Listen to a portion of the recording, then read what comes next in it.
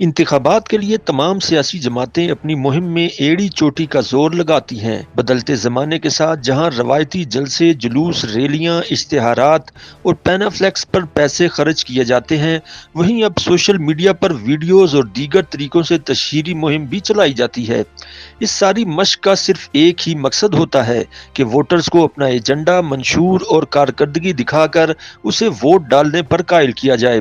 ایک وقت تھا کہ پولنگ کے دن امیدوار ووٹرز کو ٹرانسپورٹ فراہم کیا کرتے تھے۔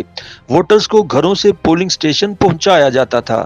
ہر جماعت کی کوشش یہ ہوتی تھی کہ زیادہ سے زیادہ ووٹرز کو گھروں سے نکال کر پولنگ سٹیشن پر پہنچایا جائے، لیکن اب الیکشن کمیشن آف پاکستان نے ووٹرز کو ٹرانسپورٹ فراہم کرنے پر بھی پابندی عائد کر دی ہے۔ اس کی وجہ انتخابات میں پیسے کے کم سے کم استعمال کو فروغ دینا ہے۔ الیکشن کمیشن ووٹرز کو ترغیب دیتا ہے کہ وہ ووٹ ڈالنے کو قومی ذمہ داری سمجھتے ہوئے خود پولنگ سٹیشن جائیں اور کسی بھی جماعت یا امیدوار سے کوئی فائدہ لیے بغیر ووٹ کاسٹ کریں۔ 8 فروری کو ہونے والے انتخابات میں اپنے ووٹرز کو باہر نکالنے کا سب سے بڑا چیلنج پاکستان تحریک انصاف کو درپیش ہے۔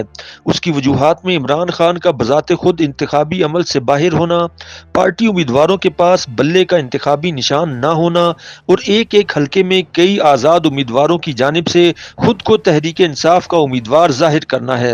تحریک انصاف نے سوشل میڈیا کا استعمال کرتے ہوئے اپنے ووٹرز کو آگاہی دینے کی کوشش کی ہے۔ اس سلسلے میں تحریک انصاف کی ویب سائٹ اور سوشل میڈیا پیجز پر امیدواروں کی فہرست ان کے انتخابی نشانات سمیت اپلوڈ کی گئی ہے۔ عمران خان کے آفیشیل فیس بک پیج پر حلقہ نمبر بھیجنے پر متعلقہ حلقے کے پی ٹی آئی کے نامزد امیدوار کا نام اور انتخابی نشان بھیجا جاتا ہے۔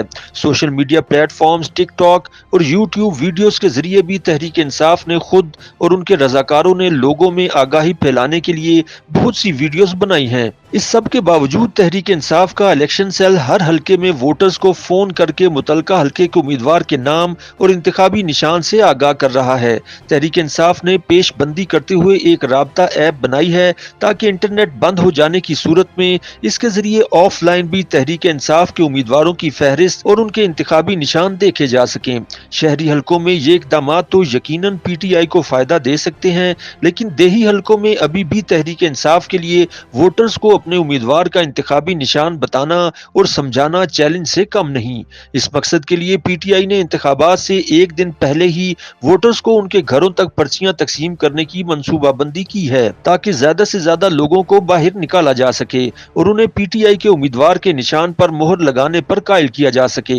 گزشتہ چند روز سے کم و بیش ہر دوسرا فرد بتا رہا ہے کہ اسے ایک مخصوص نمبر سے نواز شریف کی کال موصول ہوئی ہے، جس میں انہوں نے اپنی سابق حکومت کے کارنامے گنوانے کے بعد ایک مرتبہ پھر شیر کے نشان پر مہر لگانے کی درخواست کی ہے۔ یہ سلسلہ قومی سطح پر شروع ہوا تو مسلم لیگی امیدواروں نے اپنے طور پر اپنے حلقے کے ووٹرز کو یہ کالز کروانے کا سلسلہ شروع کیا۔ اس مقصد کے لیے ڈیجیٹل مارکیٹنگ کمپنیوں کی خدمات حاصل کی جاتی ہیں جو مخصوص علاقے کے تمام ووٹرز کو ریکارڈڈ کالز کرتے ہیں۔ اس کے بدلے لاکھوں روپے معاوضہ لیا جاتا ہے۔ مریم نواز بھی اپنے قومی اور صوبائی اسمبلی کے حلقوں کے ووٹرز کو ایسی ہی کالز کر رہی ہیں۔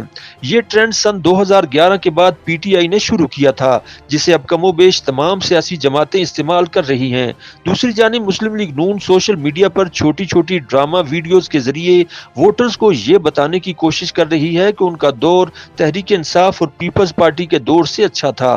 ان ویڈیوز میں نون لیگ دور میں لگنے والے منصوبوں اور ٹرانسپیرنسی انٹرنیشنل کی حالیہ رپورٹ کا ذکر کثرت سے ملتا ہے۔ پاکستان پیپلز پارٹی نے 8 فروری کے انتخابات کے لیے سب سے بڑی اور جامع انتخابی مہم چلائی ہے۔ بلاول بھٹو زرداری، آصف علی زرداری اور آصفہ بھٹو نے ملک کے طول و عرض میں جلسوں سے خطاب کیا اور ریلیاں نکالیں۔ اس انتخابی مہم میں بلاول بھٹو زرداری نے عمران خان کے بجائے نواز شریف اور مسلم لیگ نون کو نشانے پر رکھا۔ بلاول بھٹو زرداری تحریک انصاف کے پاس بلے کا نشان نہ ہونے کے باعث پی ٹی آئی کے ووٹرز کو انتقامی سیاست کے خاتمے کا کہہ کر ان کے ووٹ حاصل کرنے کی کوشش کر رہے ہیں۔ دوسری جانب پولنگ ڈے پر اپنے ووٹرز کو باہر نکالنے کے لیے پیپلز پارٹی اپنی مقامی تنظیموں کو متحرک کیے ہوئے ہے۔ جماعت اسلامی پاکستان اپنے جلسے جلوسوں اور ریلیوں کے روایتی رنگ ڈھنگ کی وجہ سے معروف ہے۔ جماعت اسلامی کے کارکن بھی اس رنگ ڈھنگ میں خود کو پرجوش محسوس کرتے ہیں۔ بظاہر دکھائی دے رہا ہوتا ہے کہ جماعت مقبول ہے، لیکن ہمیشہ جب ووٹوں کی گنتی ہوتی ہے تو ظاہری ماحول کے برعکس جماعت کے امیدواروں کے ووٹ کم نکلتے ہیں۔ شاید یہ پہلے انتخابات ہیں جہاں جماعت اسلامی میں اپنی اس غلطی کا احساس موجود ہے اور وہ اپنے حامیوں، خیرخواہوں اور سپورٹرز کو اپنے ووٹرز میں تبدیل کرنے کے لیے پورا زور لگا رہی ہے۔ کچھ دن پہلے جماعت اسلامی نے کراچی میں ووٹرز پرچی بنانے کے لیے کریڈٹ کارڈ مشین میں ایک حلقے کا ڈیٹا فیڈ کر کے اس سے ڈیجیٹل ووٹر پرچیاں پرنٹ کر کے ووٹرز کو فراہم کرنے کا سلسلہ شروع کیا۔ پھر ایک قدم آگے بڑھ کر جماعت اسلامی نے انتخابی فہرستوں کو بروئے کار لاتے ہوئے ووٹرز کو ان کے واٹس ایپ پر ووٹر پرچی بھیجنا شروع کر دی ہے۔ جماعت اسلامی کے ذمہ داران کے مطابق امیدواروں نے کافی عرصے سے اس منصوبے پر کام شروع کیا ہوا تھا کہ ووٹرز فہرستوں میں موجود افراد کے موبائل نمبرز جمع کیے جائیں، پھر ووٹر لسٹ سے شناختی کارڈ نمبر لے کر اسے 8300 پر بھیجا جاتا ہے۔ واپس آنے والی معلومات میں ووٹرز کا پولنگ سٹیشن پتہ چل جاتا ہے۔ ان معلومات کو ایک میسج میں تبدیل کر کے ووٹرز کو بھیجا جاتا ہے، جس میں ووٹر کا نام، ولدیت، شناختی کارڈ نمبر، پولنگ سٹیشن کا پتہ لکھنے کے بعد درخواست کی جاتی ہے کہ آپ خود اپنے اہل خانہ اور دوست احباب کو ترازو پر مہر لگانے کے لیے لازمی کہیں۔ ان تمام جماعتوں کے علاوہ بھی انتخابات میں حصہ لینے والی جماعتیں اور ان کے امیدوار پولنگ ڈے پر ووٹرز کو باہر نکالنے اور ووٹ ڈالنے کے لیے سہولت فراہم کرنے کے لیے جدید ٹیکنالوجی کے استعمال کے ساتھ ساتھ روایتی پولنگ کیمپس لگانے کی تیاریاں کر رہے ہیں۔ YouTube پر گوگلی نیوز دیکھنے کے لیے youtube.com کی سرچ بار میں googly news T V type کریں۔ گوگلی نیوز کے پیج پر سرخ رنگ کے سبسکرپشن والے بٹن پر کلک کرنا نہ بھولیے۔ YouTube پیج پر اپلوڈ ہونے والی ویڈیوز سے باخبر رہنے کے لیے بیل آئیکن پر کلک کیجیے۔ آپ کو ہر نئی ویڈیو کے بارے میں نوٹیفیکیشن موصول ہو جائے گا۔